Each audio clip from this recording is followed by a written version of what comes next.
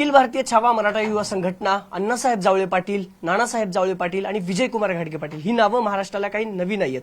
गेल्या अनेक वर्षांपासून महाराष्ट्रात वेगळी आंदोलनं जी केली त्या या छावा संघटनेनं केली. आज त्याच छावा संघटनेच्या प्रदेशाध्यक्षाला मारहाण लातूरमध्ये झाली. गड जो छावाचा मानला जातो त्याच लातूरमध्ये छावाचे जे प्रदेशाध्यक्ष आहेत विजयकुमार घाडगे पाटील यांना सूरज चव्हाण जे राष्ट्रवादी युवक काँग्रेसचे प्रदेशाध्यक्ष आहेत त्यांनी मारहाण केली. तो व्हिडिओ अख्ख्या महाराष्ट्रानं बघितला. सुनील तटकरेंच्या पत्रकार परिषदेनंतर माणिकराव कोकाटेंनी जी रम्मी गेम विधानसभेत खेळली त्याचा निषेध म्हणून, कृषी मंत्र्याचा निषेध म्हणून जी पत्ती टेबलवर फेकण्यात आली त्यानंतर हा सगळा प्रकार घडला होता. आणि आता हे विजयकुमार घाडगे पाटील जे आहेत ते मुंबईला निघाले होते उपमुख्यमंत्री अजित पवारांची भेट घेण्यासाठी. अजित पवारांना जाब विचारण्यासाठी हे निघाले होते, पण अजित पवारांनी त्यांना निरोप असा दिला की तुम्ही पुण्यात थांबा. स्वतः विजयकुमार घाडगे पाटील आपल्यासोबत आहेत. अजित पवारांचा निरोप आला, तुम्ही भेटायला जाता, हे सगळं मान्य आहे, पण त्या दिवशी नेमकं काय झालं? कारण तुम्ही पत्ते फेकल्यानंतर तुम्ही शिवीगाळ केली असा देखील आरोप राष्ट्रवादीकडून करण्यात आलाय. काय झालं होतं त्या दिवशी नेमकं? आम्ही राष्ट्रवादीचे प्रदेशाध्यक्ष सुनील तटकरे यांना भेटायला गेलो होतो. त्यांना निवेदन द्यायला गेलो होतो की राज्याला तुम्ही कृषी मंत्री अतिशय चुकीचा दिलेला आहे, असंवेदनशील व्यक्ती आहे. तो कधी शेतकऱ्यांना माजोरी शेतकरी म्हणतो, कधी अतिवृष्टी झाली, नैसर्गिक आपत्ती शेतकऱ्यावर आली तर ढेकळाचे पंचनामे करू का? शेतकरी कर्ज मागतायत आणि ती कर्ज घेऊन लेकरा बाळांचे लग्न थाटात करतात आणि पुन्हा कर्जमाफीची मागणी करतात. अशा पद्धतीचे चुकीचे वक्तव्य शेतकऱ्यांच्या बाबतीत अनेक वेळा त्यांच्याकडून आले. आणि काल परवा तर त्यांनी ते सभागृह चालू असताना सभागृहामध्ये रम्मीच खेळायला चालू केली. पुन्हा काल परवा आणखीन सरकार भिकारी आहे आमचं, अशा पद्धतीचे त्यांनी चुकीचं वक्तव्य केलेलं आहे. अशा असंवेदनशील व्यक्तीला तुम्ही पदावर ठेवू नका, एवढंच म्हणणं आमचं होतं. आणि जर त्यांना पत्तेच खेळायचे असतील तर त्यांना घरी बसून खेळायला सांगा, पदावरून बाजूला काढून. अशी मागणी आम्ही तटकरेंच्या समोर केली आणि प्रतिकात्मक आंदोलनाचा भाग म्हणून पत्ते आम्ही त्यांच्या समोर टेबलावर ठेवले आणि तिथून आम्ही निघून आलो. निघून आल्याच्या नंतर अर्ध्या तासानंतर असं काय कट रचला गेला का त्या लातूरच्या रेस्ट हाऊसमध्ये? अर्ध्या तासानंतर जिथं आम्ही दुसऱ्या इमारतीमध्ये बसलो होतो तिथे येऊन सूरज चव्हाण आणि त्यांचे काही गुंडांनी मला येऊन मारलं. आमच्या जिल्हाध्यक्षांना मारलं, तर उपाध्यक्षांना मारलं. आम्ही दोघा तिघांना बेदम मारहाण केली. जीवे मारण्याच्या उद्देशाने त्या ठिकाणी आले. त्या ठिकाणी आल्याच्या नंतर ते आम्हाला आई बहिणीवर शिव्या देत होते. माझ्या नेत्याच्या समोर तू असं करतो का? तुझी काय अवकात? तुला जीव मारून टाकू, आम्ही खलास करू, तू संपलास आता. अशा पद्धतीचे वाक्य त्यांचे होते. मारला आणि त्याच्यानंतर काही लोकांनी मध्यस्थी, बाहेरचे काही लोक आले, पोलीस त्याच्यानंतर आले. मग सोडासोडी झाल्याने मी वाचलो आम्ही त्या ठिकाणी.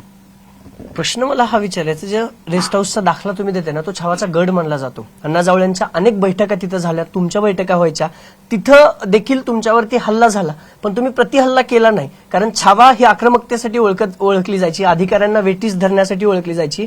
कार्यकर्त्यांकडून किंवा प्रदेशाध्यक्षाकडून मारहाण होते आणि तुम्ही प्रत्युत्तर दिलं नाहीये. काय होतं, आम्ही तिथं आमच्या संख्येनं कमी होतो आणि मला प्रतिहल्ला करायला तरी चान्सच दिला नाही, किंवा ते एवढ्या संख्येनं ते माझ्यावर तुटून पडले होते. ते प्रतिहल्ला मला उठूच दिलं नाही त्या लोकांनी. मी खुर्चीवर बसलेला होतो, अचानक आले आणि हल्ला केला. एकटा माणूस तिथं उभारला आहे. माझा जिल्हाध्यक्ष दीपक नरवडे या बाजूला आणि उपाध्यक्ष इकडे दरवाजे समोर उभारले होते मनोज लंगर. यांना असं मारायला चालू केलं 25-30 लोकांनी.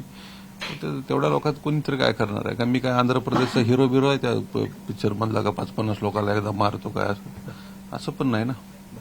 पण अजित पवारांकडनं निरोप येत आहेत, तुम्हाला पुण्यात भेटीसाठी बोलवलं होतं, काय निरोप येत आहेत? तुमची काय मागणी असणार आहे? भेट झाली अजित पवारांची, आज होणार आहे, काय तुम्ही अजित पवारांकडे मागणं करणार आहात? आणि आता काय तुमची अजित पवारांकडे मागणी आणि काय निरोप येत आहेत त्यांच्याकडनं?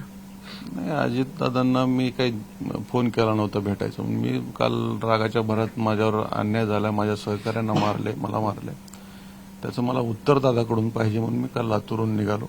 अँब्युलन्समध्ये उपचार घेत निघालो. मला असं कळालं की उद्या सकाळी पुण्यातच ते आहेत आणि पुण्यातच थांबलेलं बरं म्हणून मग आमच्या सगळ्या सहकार्यासोबत मी चर्चा केली आणि पुण्यात थांबलो.